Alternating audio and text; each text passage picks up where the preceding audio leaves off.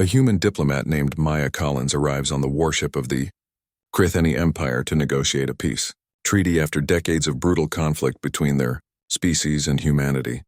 The Krithani are a race of towering female warriors with silver skin and eyes like molten gold who view humans as weak prey animals unworthy of respect or mercy. Maya is assigned a Krithani guard named Zelvara who towers over her at 8 feet tall and makes no secret of her contempt for the small, fragile human female. During the negotiations, Maya discovers that the Krithani culture has no concept of mercy or compassion because their species evolved as apex predators on a death world where only the strong survived. When saboteurs attacked the peace summit, Maya throws herself in front of Zelvara to shield her from an explosion, even though the alien warrior could easily survive what would kill Maya instantly.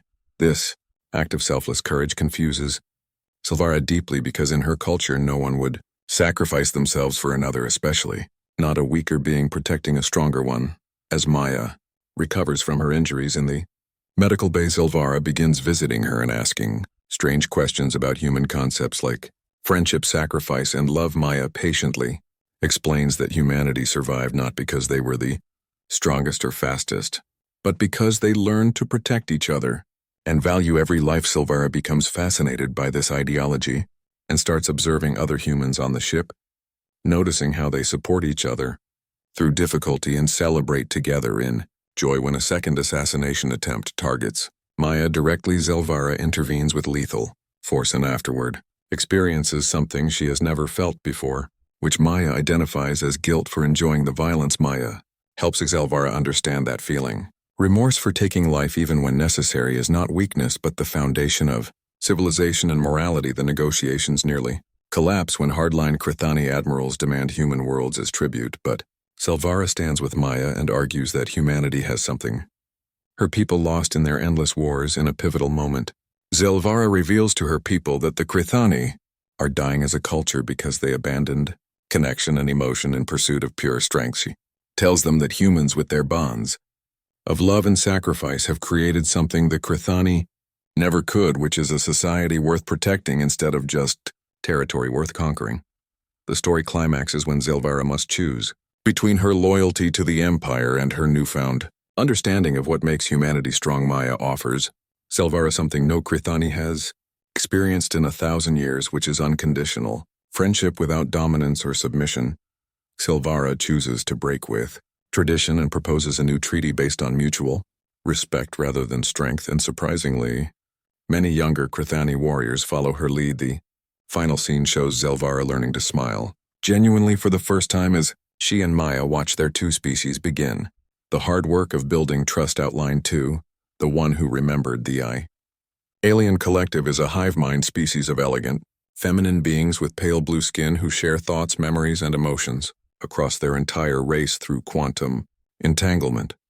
They encounter humanity and are horrified to discover that humans are individuals who exist in permanent isolation inside their own minds, unable to share the totality of their being with anyone. A collective scout named Lysera is sent to study humans and determine if they should be quarantined as a dangerous mutation or welcomed into galactic society. Lysera connects with a human scientist named Claire Morrison who volunteers to help the alien understand human consciousness and individuality. Claire tries to explain concepts like privacy, personal identity, and the value of unique perspectives, but Lysera finds it all deeply disturbing and sad. To Lysera, the human condition seems like a terrible curse where everyone is trapped in solitary confinement forever, and she pities humanity with her entire being. But Claire shows Lysera something unexpected, which is that humans have developed incredibly rich forms of communication to bridge the gap between isolated minds. Poetry, music, art, storytelling, and even simple conversation are all attempts to share the internal experience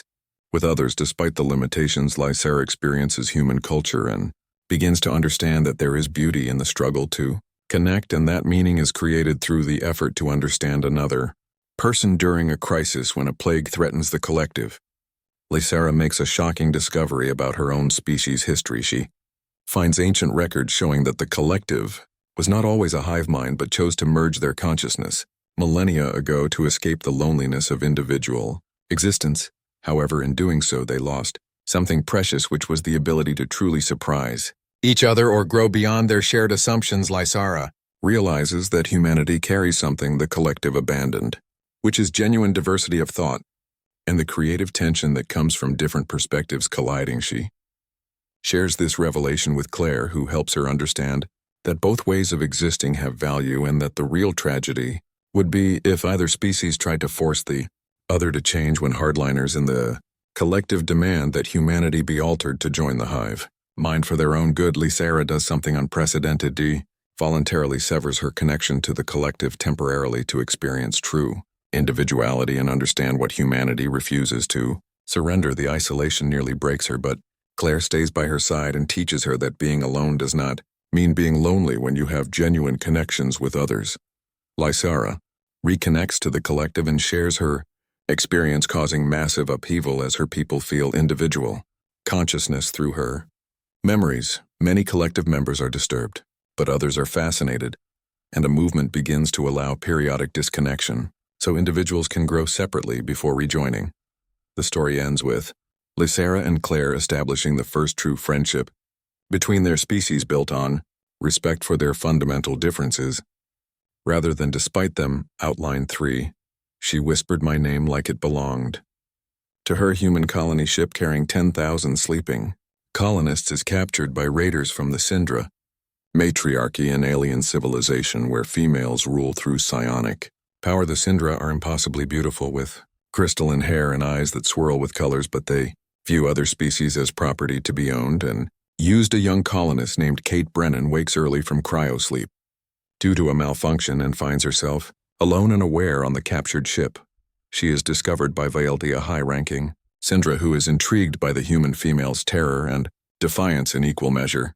Vaelti claims Kate as personal property, which in Syndra culture means Kate belongs to her completely and will be kept as a curiosity or pet. Kate refuses to accept this and fights back despite being helpless, which amuses and confuses Vaelti, who has never encountered a slave species with so much will. Vaelti uses her psionic abilities to enter Kate's mind, expecting to dominate her thoughts and force compliance. Instead, she encounters something shocking, which is that human minds are chaotic, passionate, and blazingly bright with emotion compared to the cold, controlled thoughts of the Syndracates. Memories of love, family sacrifice, and hope burn through Vaelti's consciousness like fire, and the alien finds herself drawn deeper into the human's mind. Vaelti begins experiencing emotions she has spent centuries suppressing because Syndra culture views feelings as weakness and teaches strict mental discipline.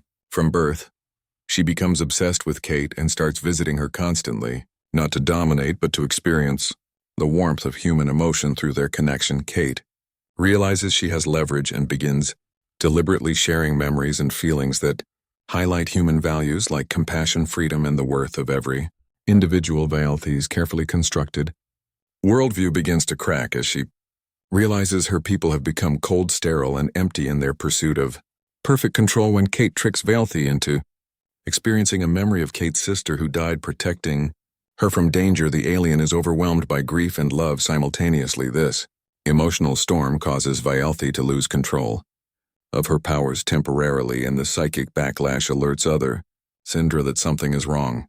Kate is to be executed for corrupting a highborn Syndra, but Vaelti intervenes and claims that Kate has value. As a study subject, the two form an uneasy alliance as Vaelti secretly helps Kate wake other colonists while pretending to keep them contained. Kate discovers that the Syndra were not always cold, emotionless rulers but chose this path centuries ago after a devastating war that nearly destroyed them.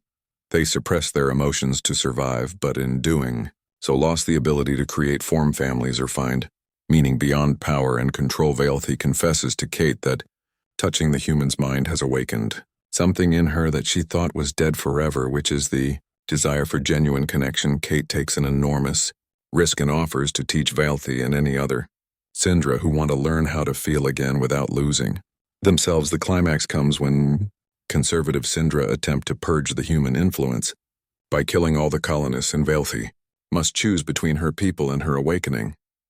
She sides with Kate and leads a rebellion of younger Syndra who are tired of empty existence and hungry for the passionate, chaotic beauty of emotion.